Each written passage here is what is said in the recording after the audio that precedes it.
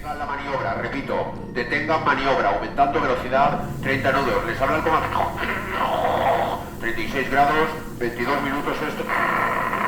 Preparados cañones, estribo. Les habla el comandante, 36 grados. Y el caso es que mi abuelo, en ese barco, en ese destructor, tiene solo 24 años. Y yo no sé si tiene miedo, mi abuelo. No sé si va asustado o no. Porque yo no hablé con él de estas cosas. Yo no he ido a la guerra. Yo no hablo. Porque hay palabras que no se pueden decir. Historias que no se saben contar. Hay cosas que no se cuentan nunca.